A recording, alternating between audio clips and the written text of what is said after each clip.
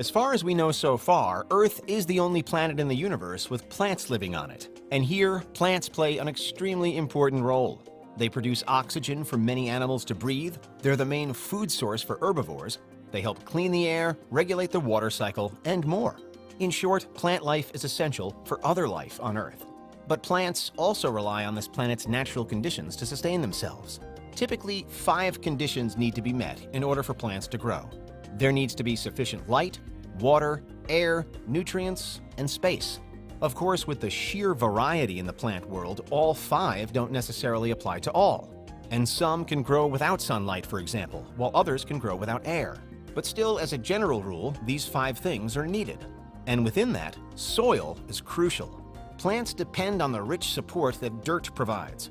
With the soil they're bedded in, supplying water, oxygen, and essential nutrients for successful growth. And so with food crops specifically, the soil used directly impacts the quality of the food grown, which is a potentially major problem when we look to other planets and moons. Scientists have never tried to grow plants in Martian soil before, as we've never been able to bring back a sample of red planet dirt. This could soon change following the Mars Sample Return mission, a proposed future lander which is aiming to bring a bit of Mars back home. But for now, it's a work in progress. The situation with the moon is different though, and a little more promising, because we do at least have genuine lunar soil to work with. Moon samples were gathered more than 50 years ago during those iconic Apollo missions, although it's not as though we have buckets of the stuff. Lunar soil is extremely limited, and getting some to experiment with involves a long and stringent application process. Nevertheless, in May of 2022, news broke of a study that did get a hold of lunar soil, a few spoonfuls of it. And there followed a spectacular achievement. Professors Annalisa Paul, Stephen Alardo, and Rob Furl of the University of Florida published their findings in the journal Communications Biology.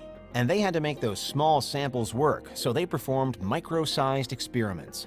They split the soil, also known as lunar regolith, into equal portions, a gram each, and placed those portions into tiny pots. It was made sure that the soil was pure before the researchers added nutrients with an eye toward growing something within it. The seed of a thailcress plant was added last of all, and then they waited.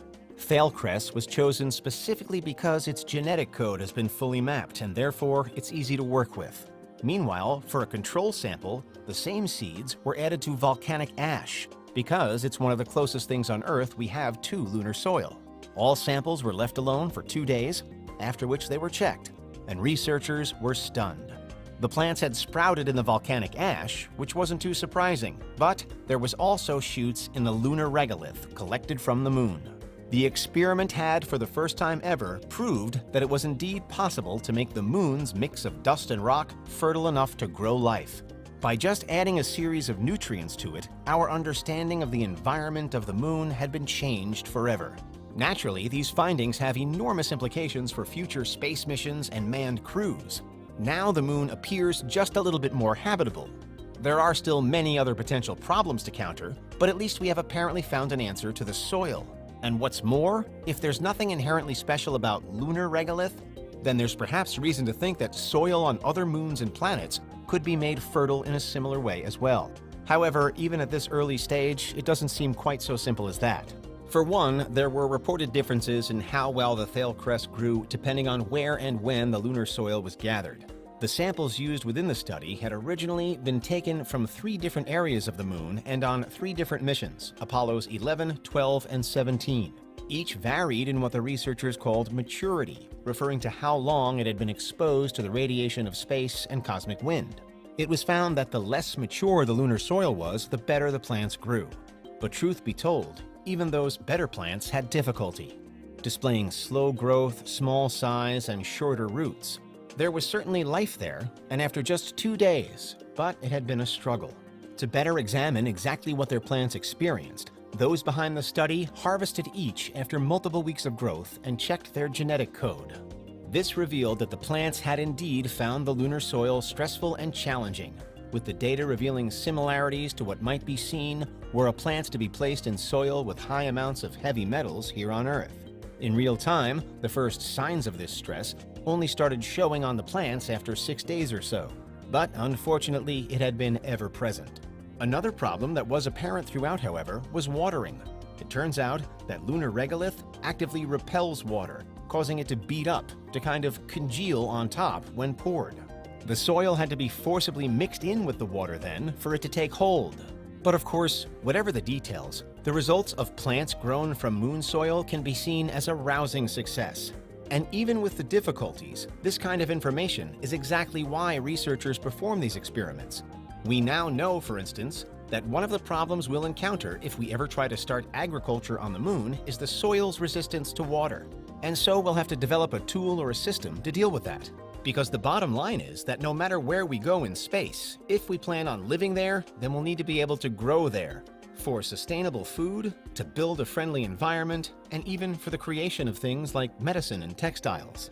NASA's Artemis program has long been in the pipeline, but if and when it does get off the ground, perhaps it will be the stage on which we'll trial lunar growth on a mass scale. For now, this growing of thale crests out of thimble-sized lunar samples represents a crucial move forward. The next steps include pinpointing exactly what types of lunar soil work best of all and exactly where those types can be found. That information will then help to guide future missions, including Artemis, to the best possible landing sites. There's little doubt that any future long-term moon missions will rely on food packets sent from Earth as well. The moon's relatively close proximity to home is arguably the main reason why all trial runs should take place there first of all, because it's at least possible to send supplies. But if food can be grown there, and the first developments towards sustainable living achieved, then suddenly, more distant missions become slightly more possible.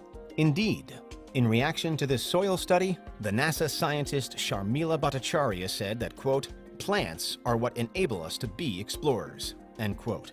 And this breakthrough is a true testament to that. For essentially all of human history, the moon has been something of a mystery to us. And even in the past few decades, when our knowledge about it has significantly grown and accelerated, it's still always been seen as a barren and lifeless world.